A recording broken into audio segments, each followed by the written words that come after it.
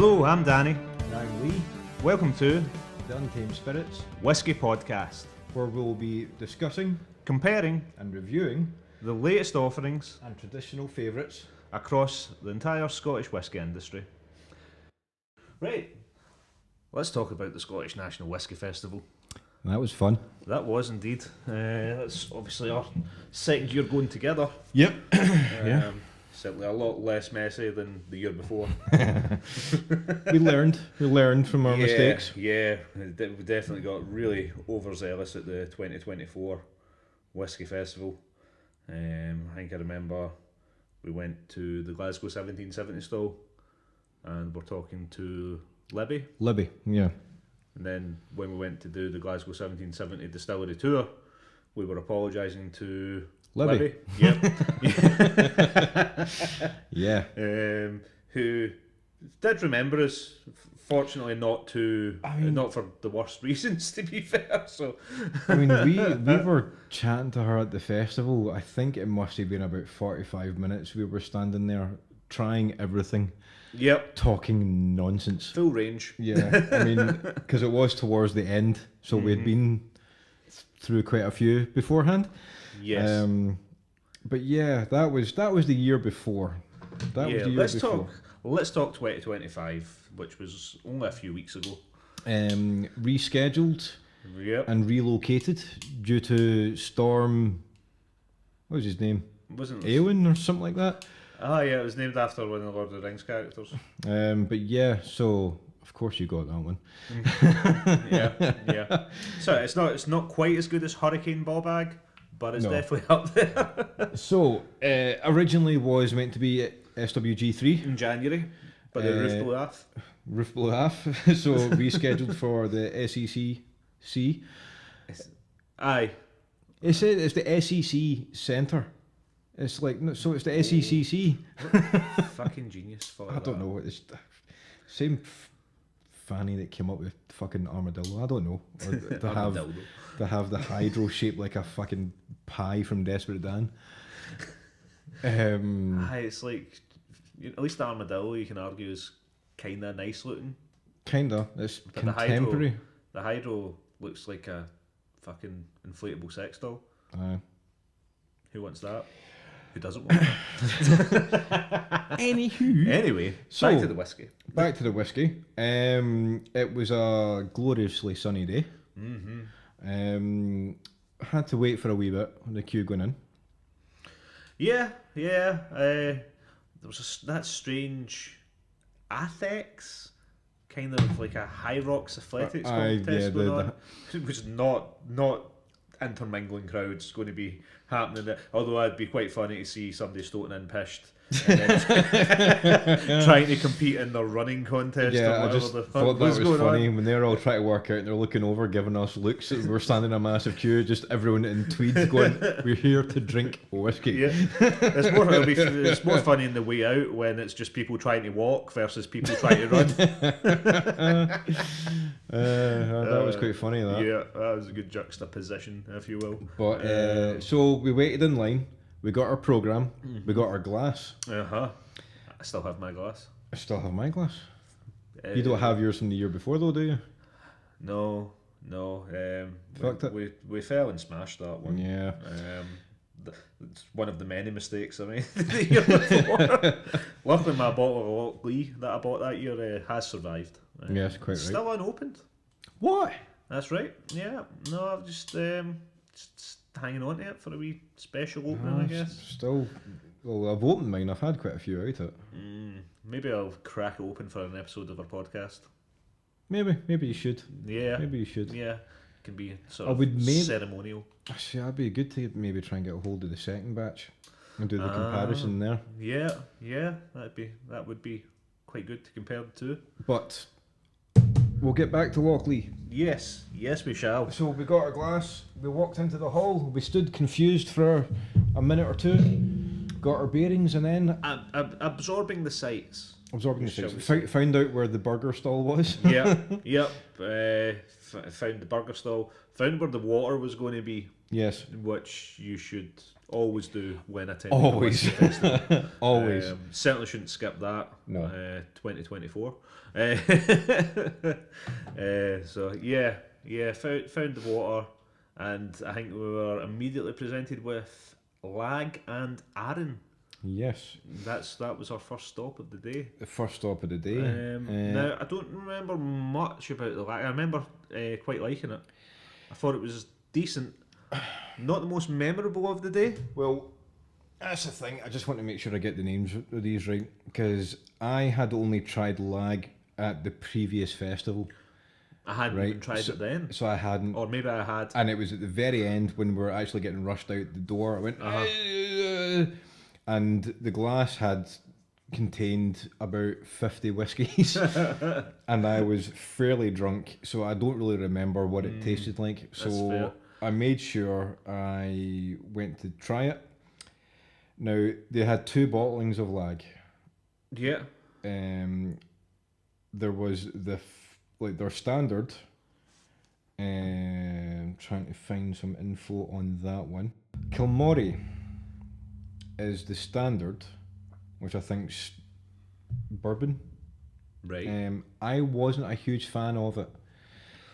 Laag for me has quite an industrial kind of taste to it. I remember you mentioning that on the day now.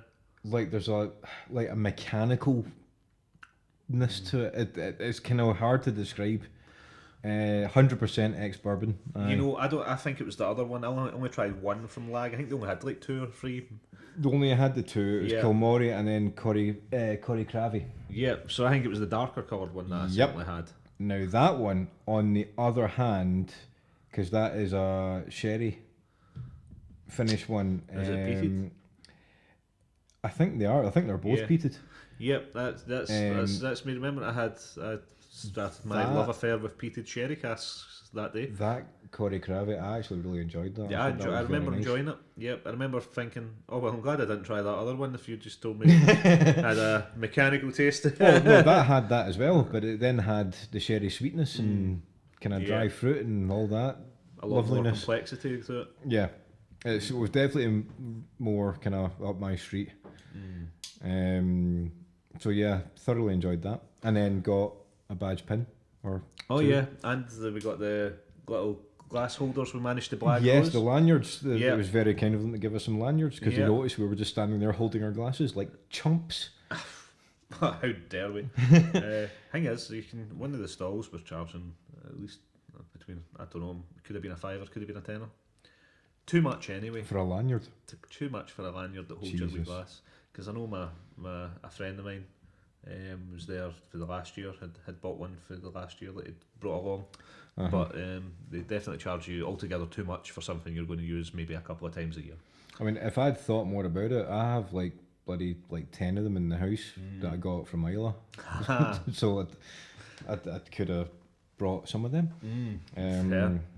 But yeah, Laag, it ended on a high note. Yeah, it was decent. Arran. Oh, Arran. So most of their range was there. I'd tried most of their range before, so what attracted me was what I hadn't tried. Yeah. And what I cannot afford. Yes. But after tasting, nearly did buy at £150 a bottle, the Arran Rare Batch. Yeah, the 15-year-old peated sherry. Yeah, it was Oloroso, wasn't it? Like it was. It was a single cask as well. I think so. Yeah. Yep. So single cask, rare batch, and very limited numbers. I remember it being very delicious. It was pretty damn good. I don't have much memory of the full flavour profile of it, but I remember thinking, I'm very tempted to spend £150 on a bottle of this, and then never drink it, because I would not open a £150 bottle of whiskey. I'd just be too afraid. See, what if it went up in value? I liked it. I did like it. I didn't love it though. Oh, I loved it. Now, the previous year they had the 17-year-old like limited release, like the small batch, and I thought that was better, and I cannot for the life of me remember what it was. Yeah. I just remember it being 17-year-old. But I do remember enjoying that one. Yeah. I did, however, think that it was one of these ones, kind of like I always mention these, Kalila and Laag is the perfect autumnal whiskey.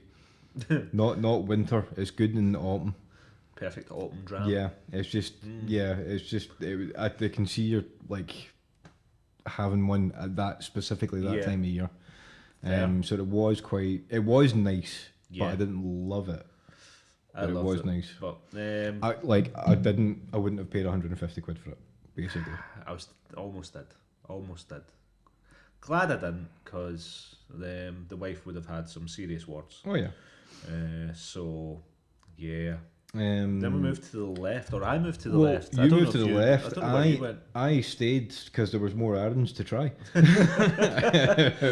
Anything else of note? Oh, I had the was it the Amarone?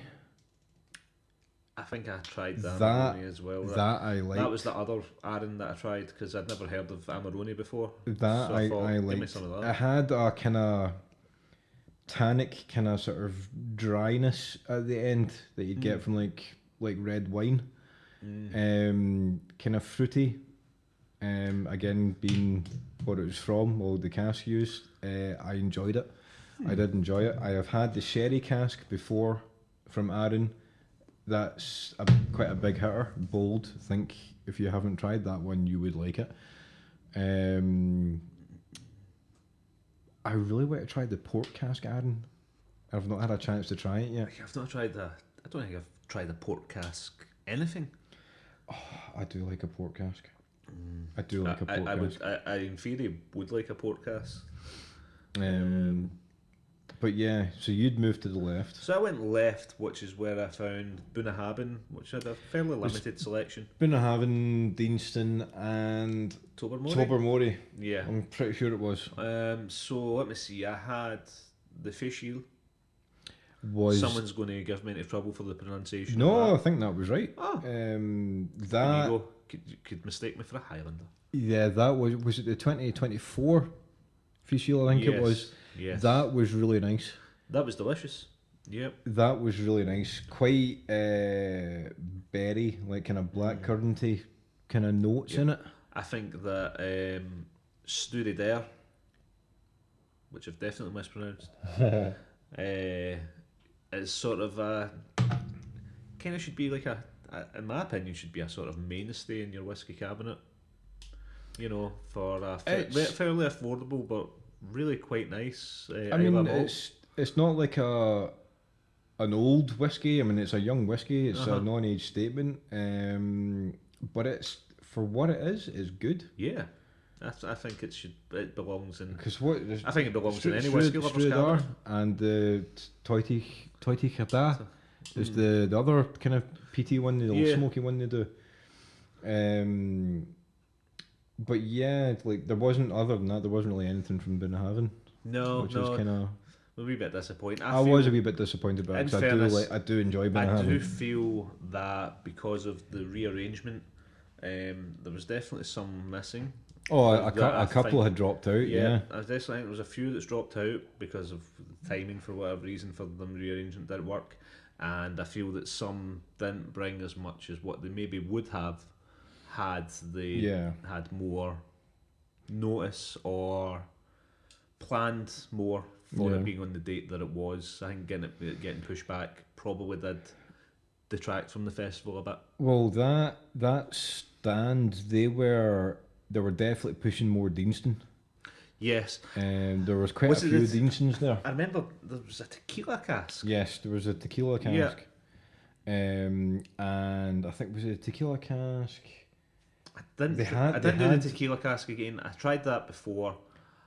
It was interesting from what I remember, but not for me. I remember what it was. They had, I'm sure it was a wee cheeky, secretive 15-year-old organic Deanston had that technically wasn't supposed to be there, but it was there. But it was there. If you saw it, you're like, oh, yeah. Can I and that was actually quite tasty. That was quite tasty. Fair. I have found in the past Deanston leans a wee bit more into the kind of bourbon flavour profile of things, Uh-huh. which when I was younger wasn't a huge fan of, They're but not- it's one I want to revisit at some point. Does Steenson do much peated? I don't. Not From my memory, I don't think they really do much peated at all. You know what? I actually can't remember if they're like a lightly peated or if they're unpeated. If they are peated, it must be very light. Yeah. Because when I think Deanston, I don't think smokiness or peat. No, it's they do it. Most of the stuff I say is good value for money. Mm-hmm.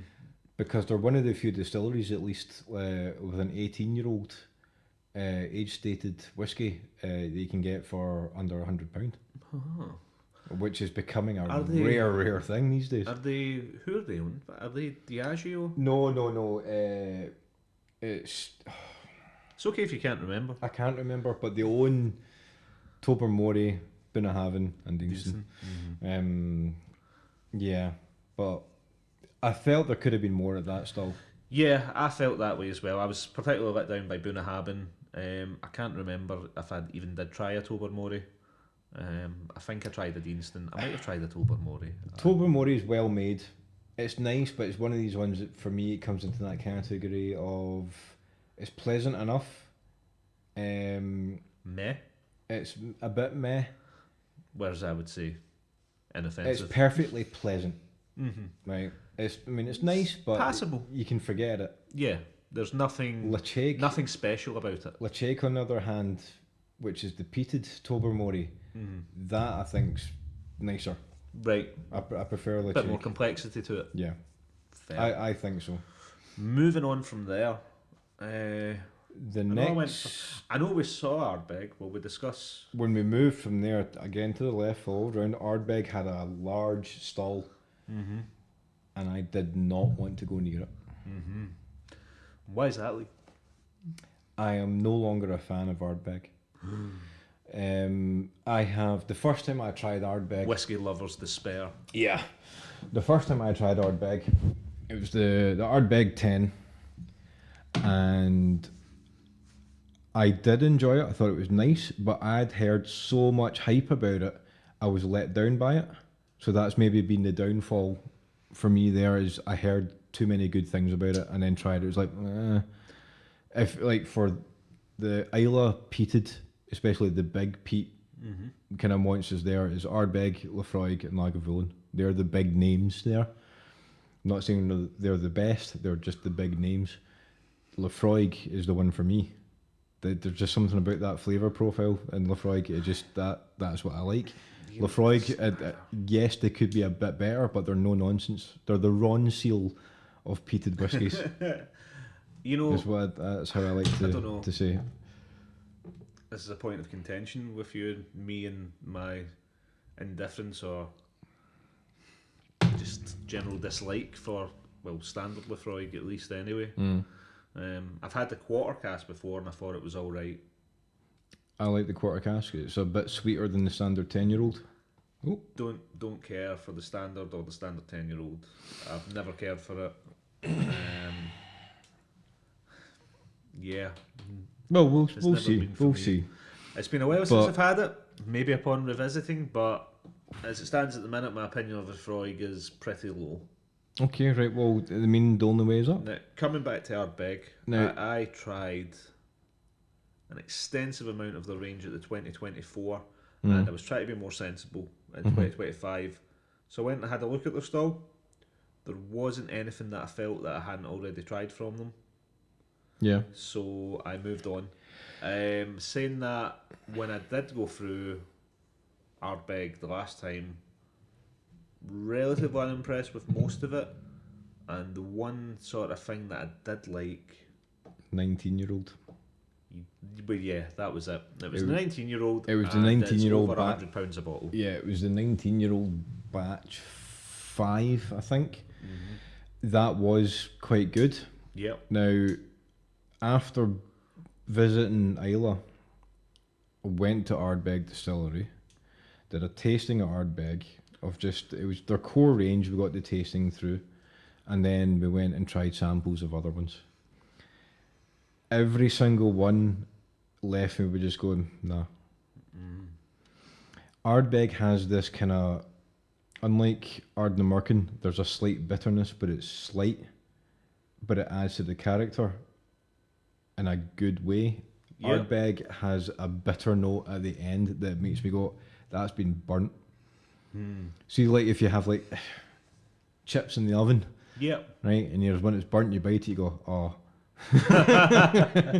you regret biting that one. Yep. That's now Ardbeg for me. I went through every whiskey that they had pretty much, and it's like it just kept coming off with the same thing. It was just like, no. Yeah. If you were going to go Ardbeg, in my opinion, the best one, at least out of their core range, is the most expensive one, and that is the Corryvreckan. Right. Which is, I think, about £90. But that is, if you're going to go for one, that's the only one I would recommend. I remember the one they were pushing last year, or trying to push, was it a punk inspired one? Was that a thing?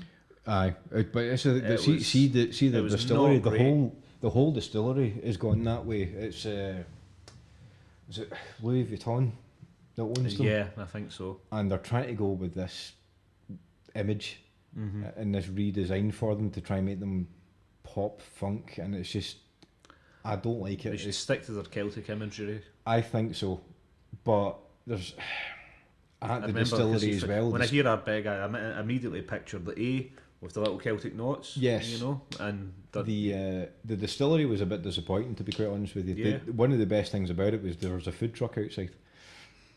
That I thought was a great idea. Yeah, but the actual distillery itself, I didn't go on a tour of the distillery, but just the tasting and how we were greeted and how it was kind of presented, I thought should have been a lot better. We had a tour booked and we were essentially forgot about. I also then tried batch 6 of the 19-year-old.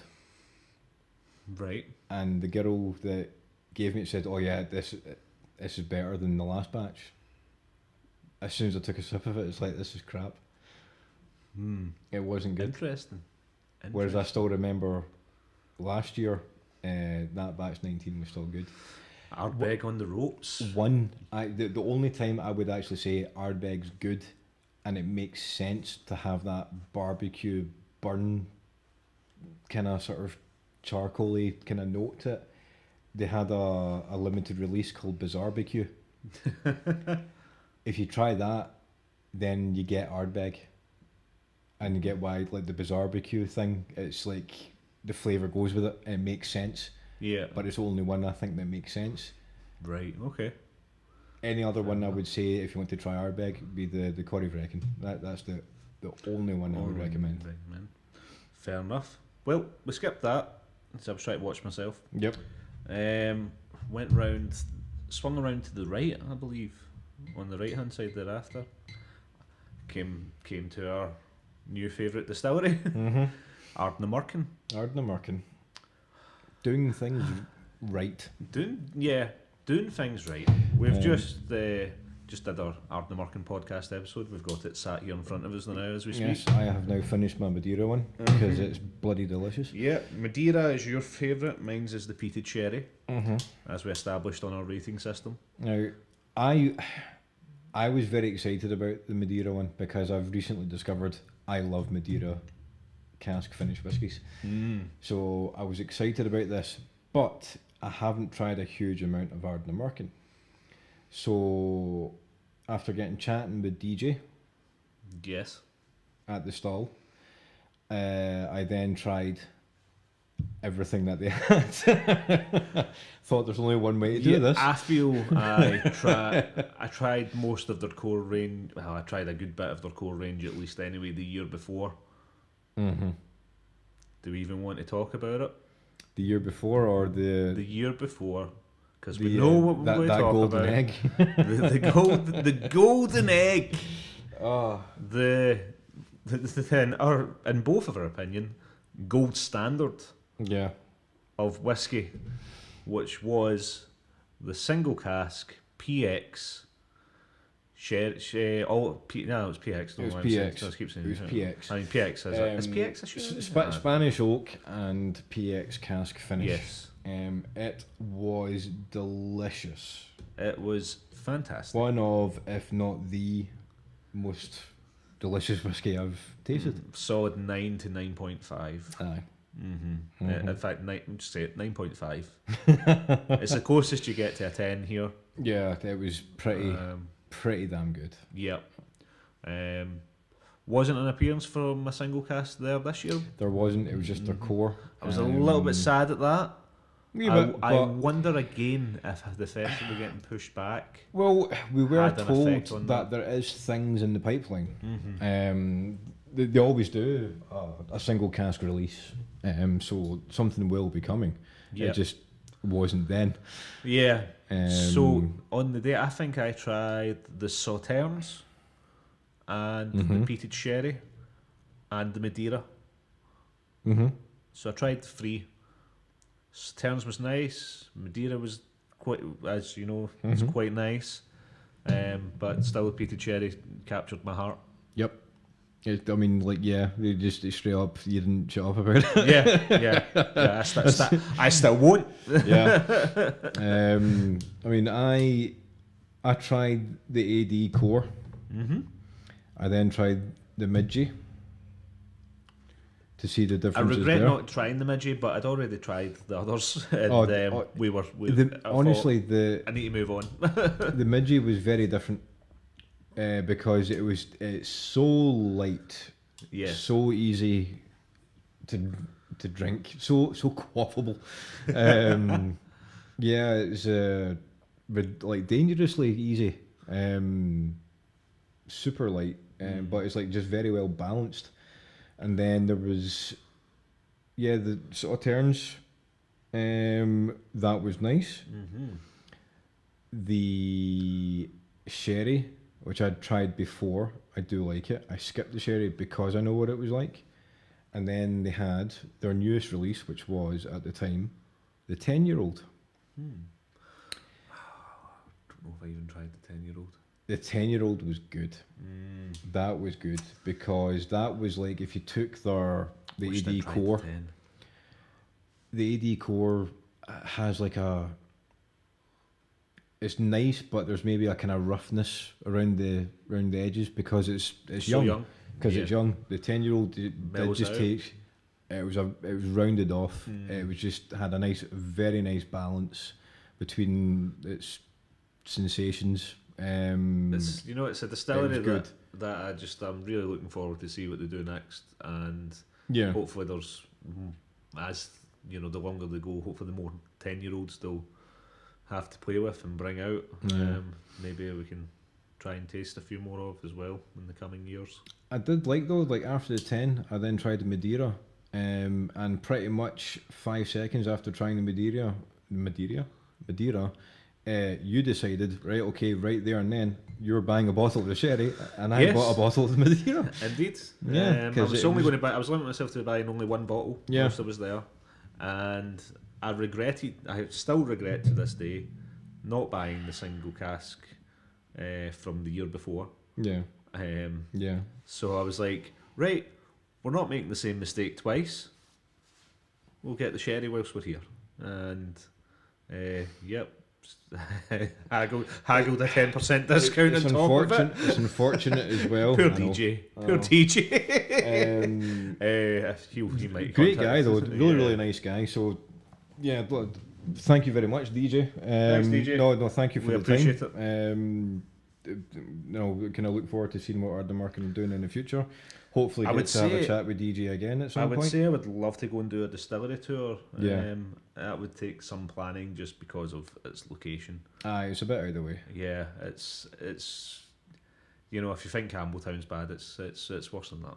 It's worse than that to get to here. Yeah. You need to go up past Fort William and then way along the peninsula for there. It's dodgy roads. It's not a short ride. I think there's also a ferry involved.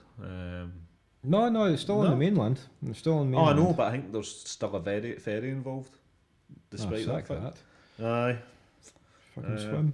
Sure, I'm sure if somebody's watching this that's been or knows, they can correct us if we're wrong. Like, please do. And, Please do.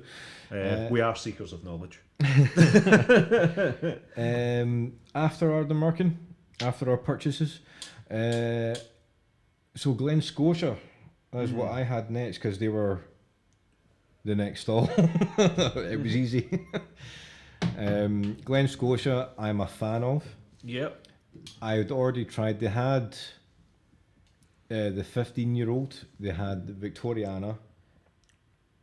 Both of which I have the 15-year-old in the house. The Victoriana I've tried and do like, but they had the double cask rum finish, which I had never tried before. So that's the one I decided to try as well. Yeah. What did you think? I don't remember much. I remember trying to go, oh, that's quite nice, and then I think I moved on. I don't remember much of the flavour profile or anything. I don't know. I wouldn't say it was forgettable. I think it probably was. But you forgot. What I think, yeah. I think it was possibly sweet. It definitely had a sweetness. I think to it had it. a sweetness to it, but beyond that, I don't think there was much else going on that made me think, oh, I might buy that. It's one. It wasn't one that It's I all considered right buying. for a price standpoint. I think it's quite reasonably priced. But again, like we've talked about before, like rum casks finishes aren't common. Balvenie probably does the most popular one, I would say. Is that the Doublewood? No, the Doublewoods are 12. Right. And then they do, is it 14? Is the Caribbean one. And it's nice. It's just rum just seems to have a very different effect compared to what sherries, Madeiras, and Marsalas and Muscatels and stuff like that do. It's it's just a bit brighter, fresher, kind of a bit different. All right. But that's all I had with Glen Scotia. But I am going to a Glen Scotia tasting at Good Spirits Company at the end of this month. Oh. And it will be the same rep who I want to say was Lauren. It might not be. It could be Wasn't Katie. invited to that, but There was one ticket There was left. one ticket left. There was literally one ticket left. You know, there's nearly one ticket left for today. But do you know who got you the second one? Who have still not paid for it.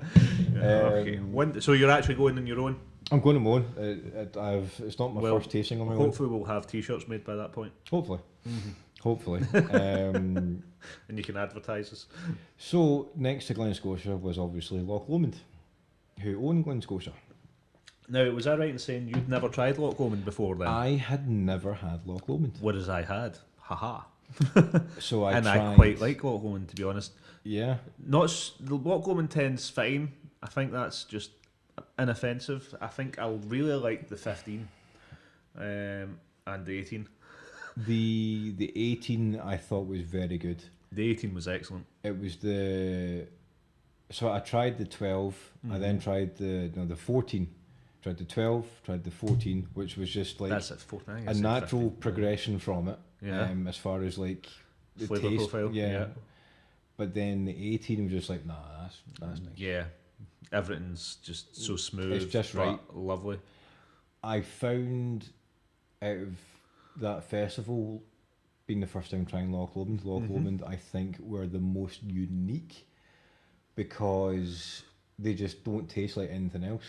But that's because they have a mix of pot still and column still. Right, okay. Which you don't tend to get in single malts. It's usually just pot still.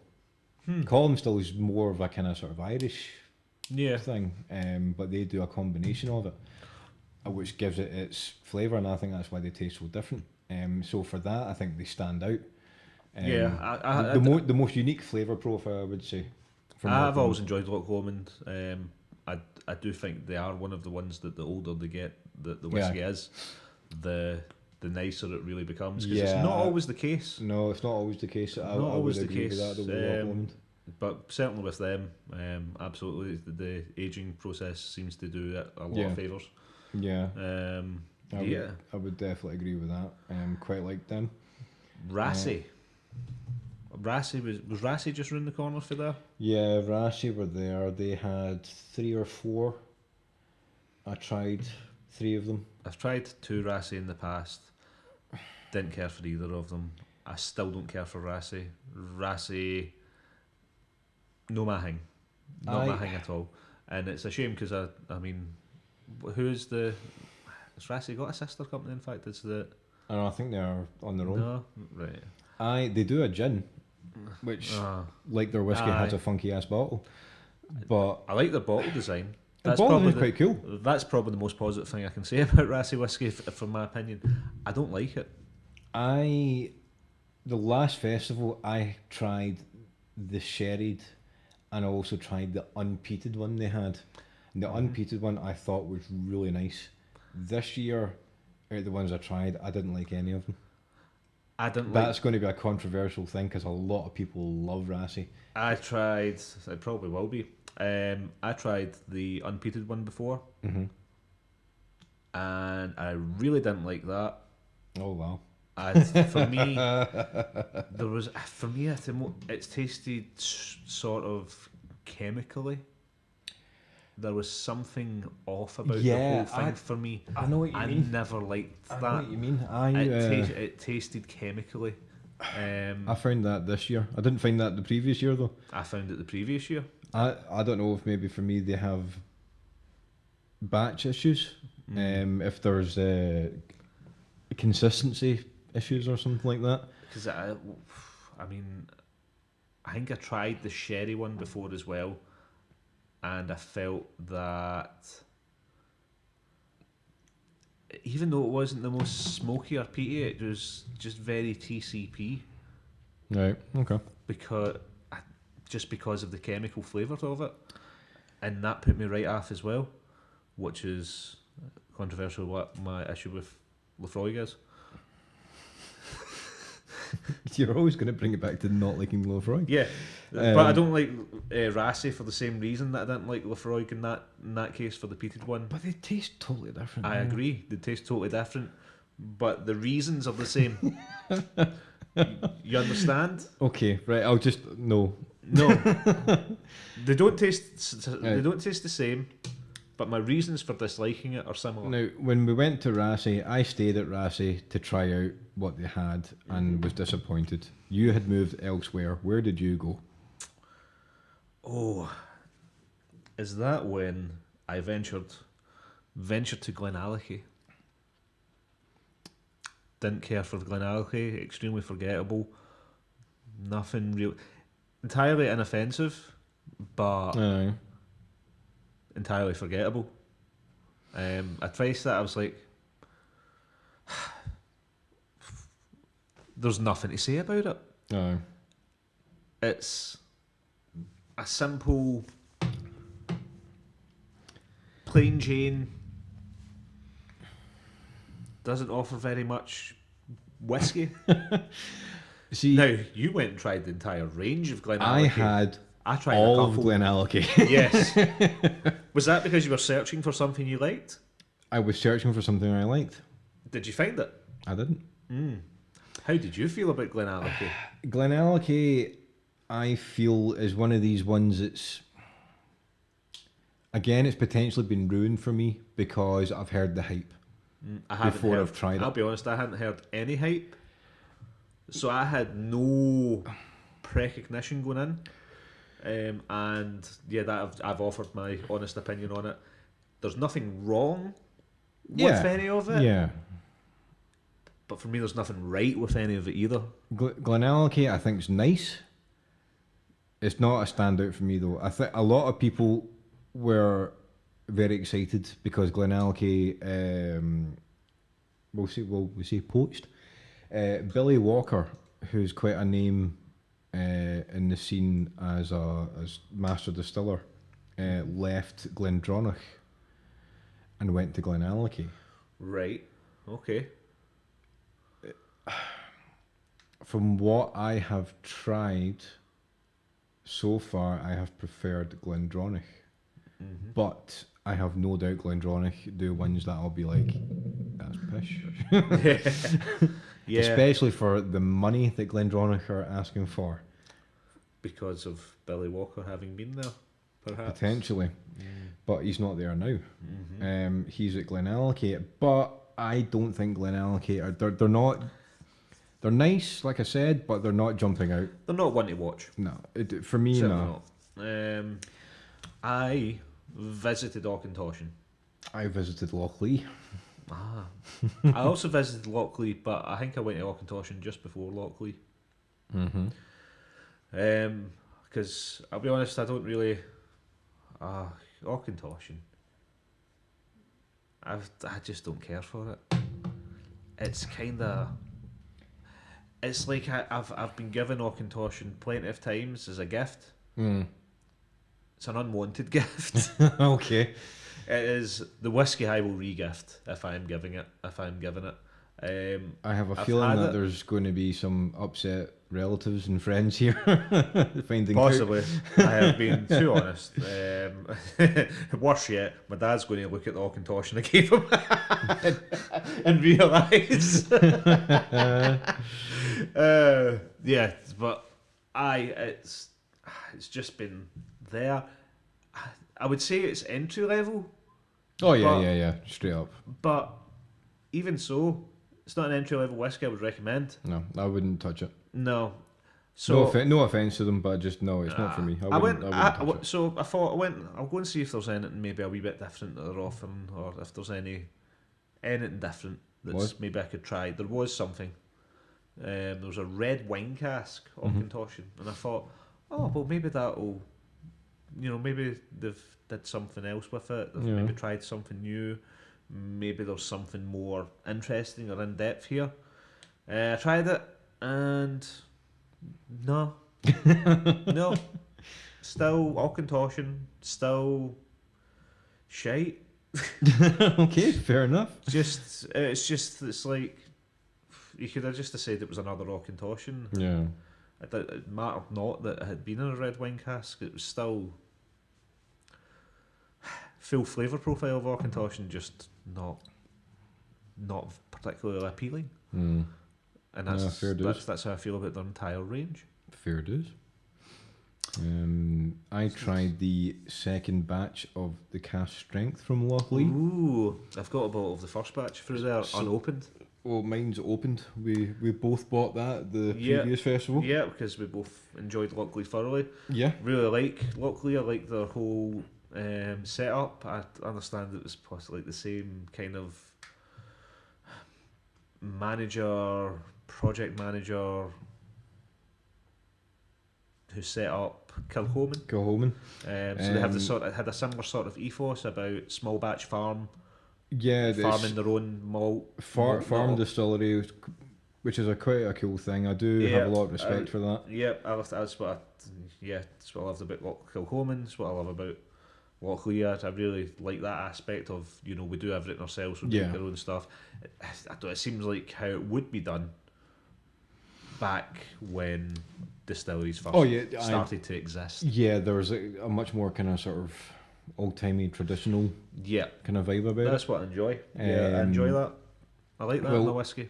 The second batch is very different. Yeah. Very different because it's heavily sherried compared to what we got, which I think was predominantly bourbon. And it's very light and kind of fresh and zesty. I didn't realise that the second batch was going to be different. And because I tried the entire range of Loch Lee last year, and I was already many whiskies deep, I was trying to keep a sensible head. I thought, quite right. I thought, right, will I bother with the Loch Lee? I tried. There's a sherry cask they do, isn't there? What they have done, they do the Our Barley, which is their main one. Yeah, I'm aware of that. Wasn't that? I think it was possibly the red labelled one. Well, they do the Our Barley, the cask strength. There's then it goes by the time of the year. This is what they were doing. There's the sowing, ploughing, harvesting. I think it was the harvest. And there isn't a thing for winter. fallow. Fallow, yeah, that'll be it. That's it. Yeah. And Yeah, so and there's been 3 versions of each of them.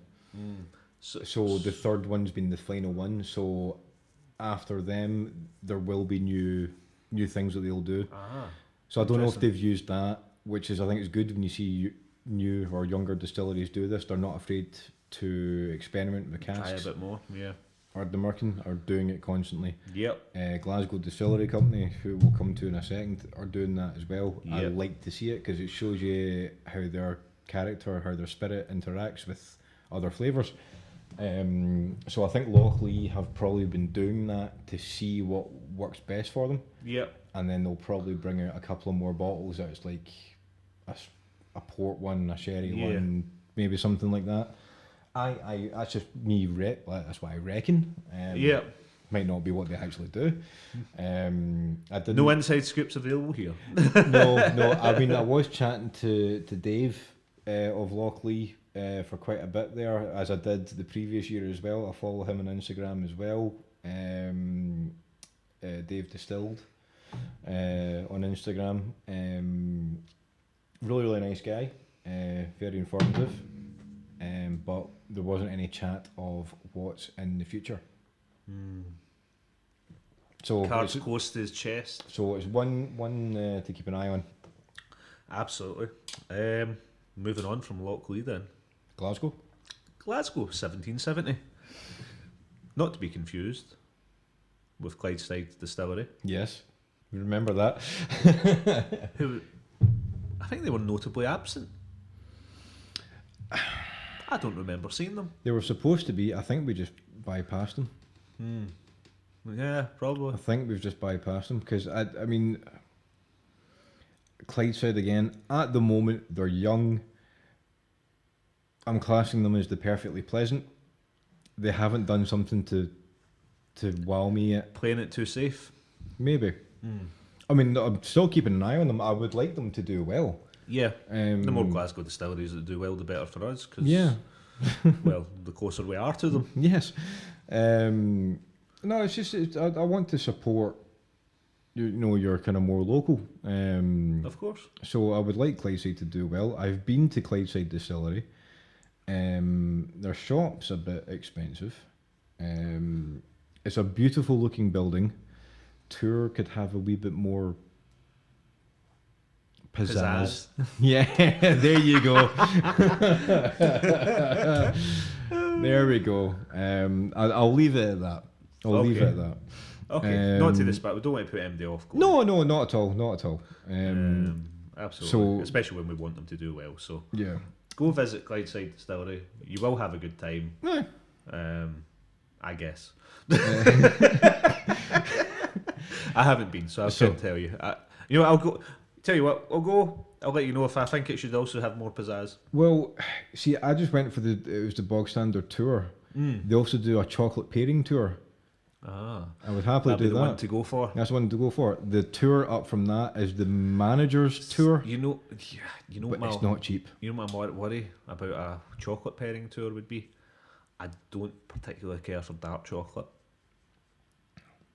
I'm a child. I like milk and white, like a Kinder egg. Fair enough.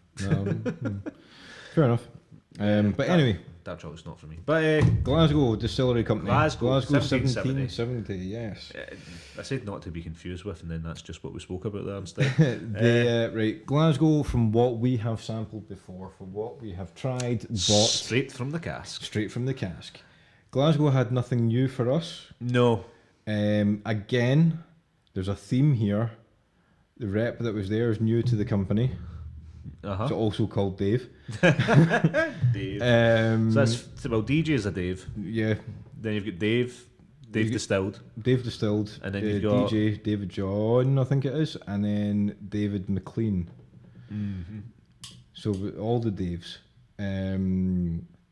Now, nice guy. He's new to the distillery. I had a pleasant chat with him.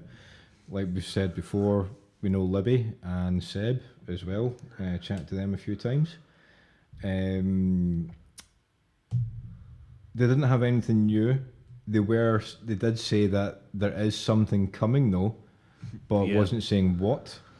But it did let me have some more of the cask strength peated, which is just delightful. Lovely. Just delightful. The peated Glasgow 1770 is one of my favourites. I genuinely love it. I think they're a very good distillery. I think everything they do is good. I've yet to have something I've gone, I don't like that. Yep. Their core range is great. Absolutely. Triple distilled breakfast dram. I once again really like their peated sherry. It's a common theme with me. How about that? Peated sherry casks. It just so happens that they're peated as PX. Yeah. Which peated and PX is just the bee's knees. It is indeed fantastic. I believe we tried that straight from the cask. We did. It was fantastic. We did. Yeah. It was fantastic. We also had the Madeira, which I think we both agreed was the nicest one. Interesting. It was the Madeira one, which... Not for Ardnamurchan. There was a Madeira, an Islay cask, and also the Marsala. Marsala was different. I think that was the most different. I think I still preferred the PX. Yeah. I think I prefer the PX over most things in life in general. Yeah, because it's dynamite, it makes sense. And the Madeira, I found the Madeira actually quite different in a good, sweet taste. Yeah, because the Madeira was the first one we had. I was like, wow. It was pretty damn good, wasn't it? Mind-blowing, actually, yeah. If you do ever have the chance to go on the Glasgow 1770 distillery tour, well, do take it, because they don't run it as a regular thing. Yeah, they're not open to the general public. Tours as general public.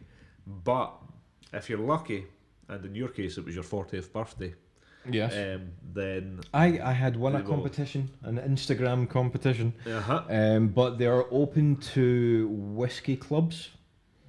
You can arrange something special, kind of functions and stuff like that. They can, or they have catered for. So they're just generally not open to the general public for tours. So it's whether or not you can get to visit is another matter, but you sometimes might be able to. But depending on the weather. Yeah, it was good. I would say it was a fantastic day. It's different because there's not much to it. They plied us with booze at the end of that thing as well. Oh God, yeah, that was the best tasting ever. It's like, right, we're just going to leave all these bottles out for you, and then I'll just leave the room. So we had their entire whiskey range. They also make gin. They also make vodka, rum. Don't forget the rum. And the rum the as well. Bandito rum is actually pretty different and really good. And there was like 3 or 4 different rums they had. They had 2 different vodkas, 4, I think, gins, and their entire whiskey. And they just said, right, what do you want? And we answered, I want it all. Yep. And I want it now. Yeah, just one at a time. I'll try everything. Thank you very much.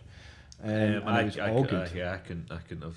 I tried quite a few, and did not realise I was going to get that pished at 10 o'clock on a Sunday morning. I'm sure it was like a bloody Wednesday or something. I think it was a weekday. It was like 10 o'clock Wednesday morning, and I went, right, who wants to drink stuff straight from a cask? Yeah.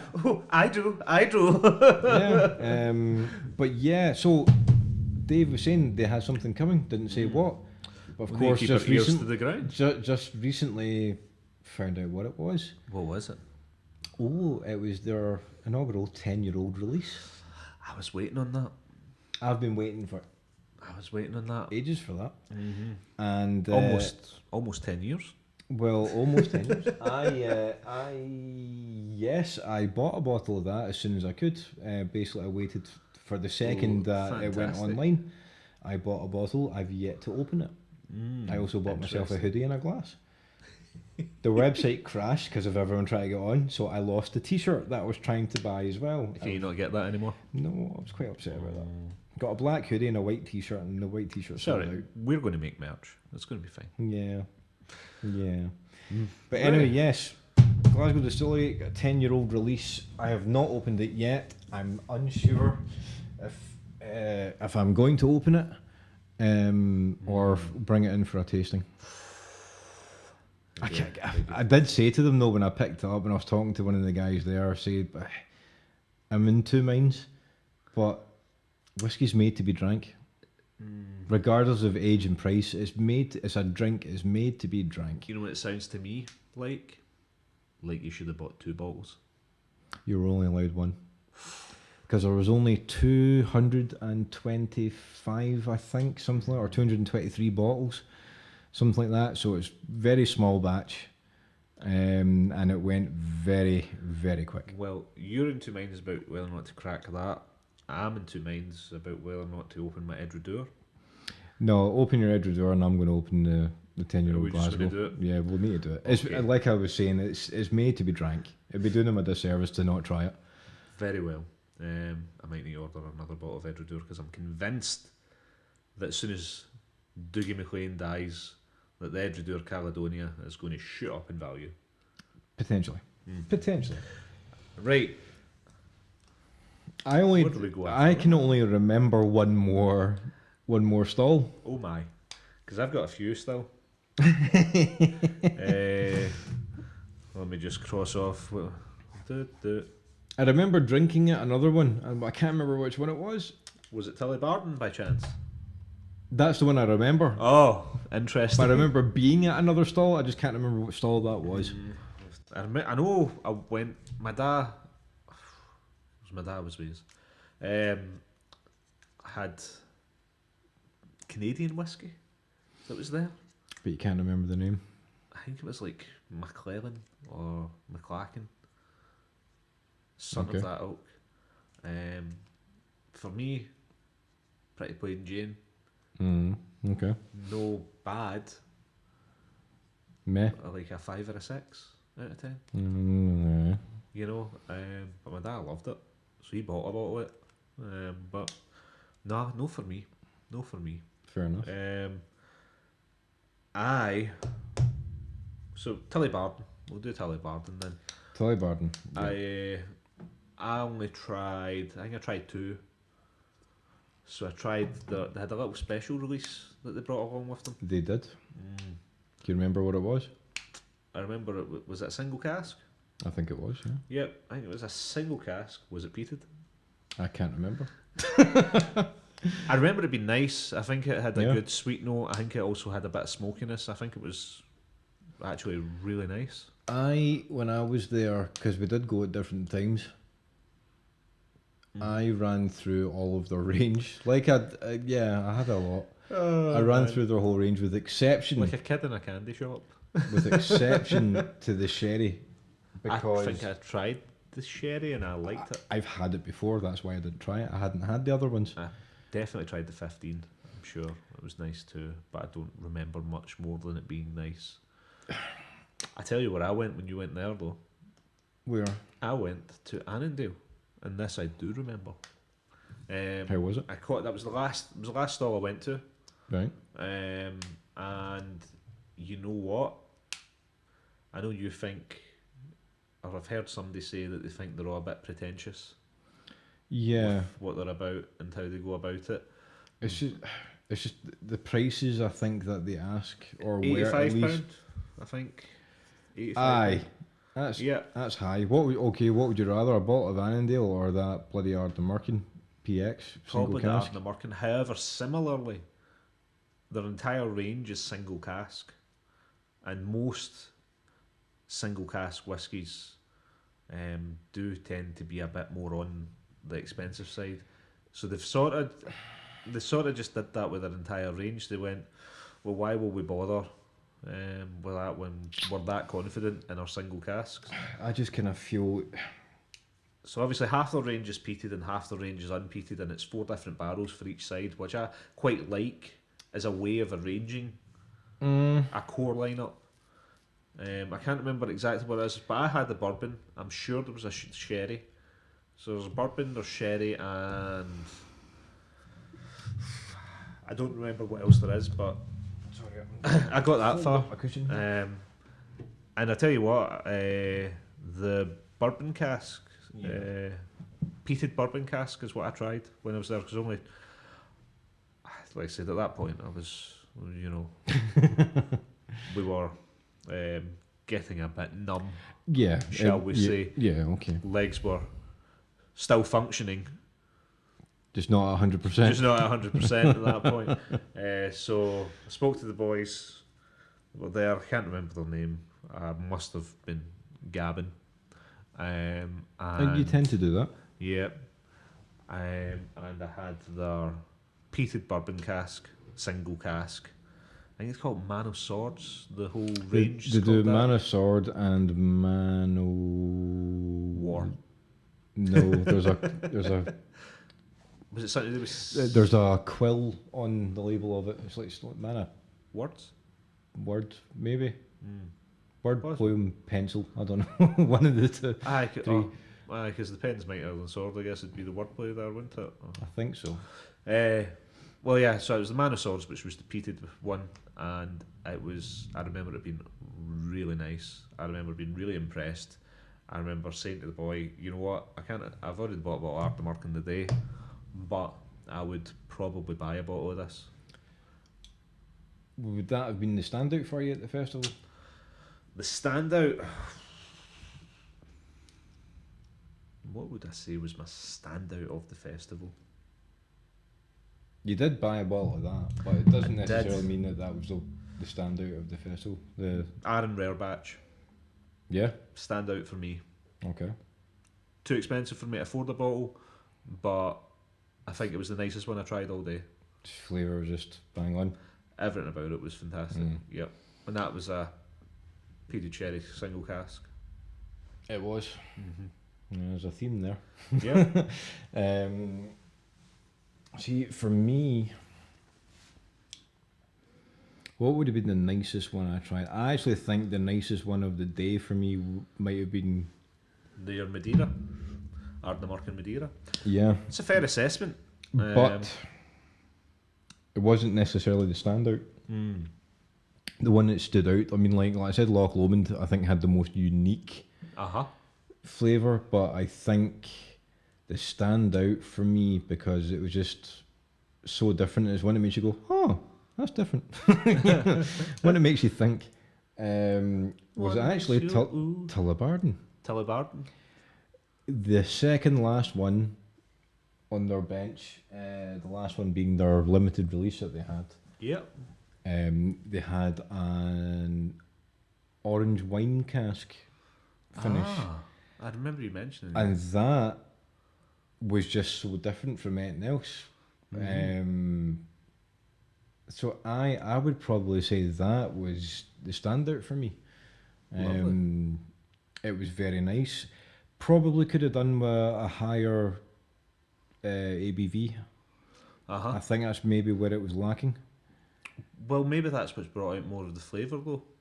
Maybe it just had a bit more juice to it, in a sense, you know. I see what you did there. Maybe with a higher ABV, it wouldn't have captured.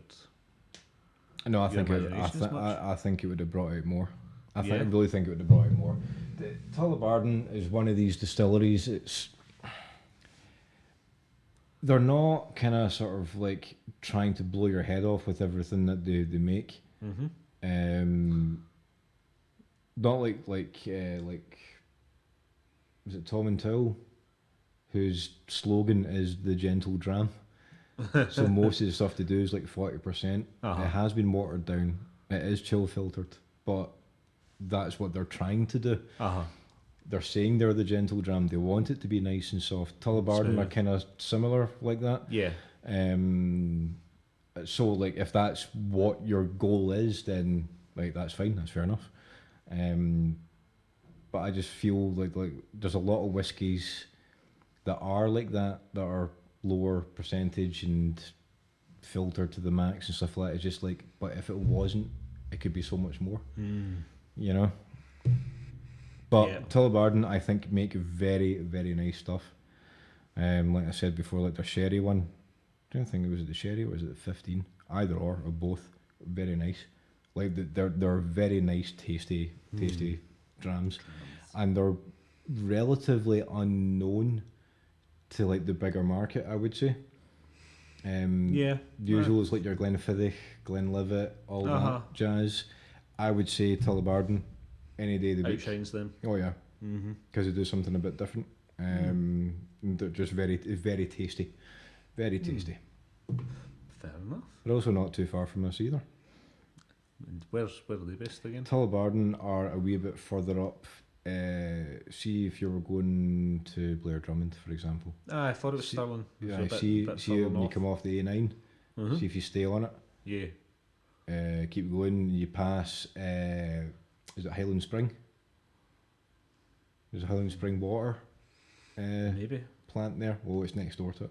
Oh. So just keep going further up. So it's like you're now just a bit past Stirling. But yeah, Tullibardine are up there. Fair enough. It's not too far away. No. Not too far away. Definitely get there. Oh yeah. And should.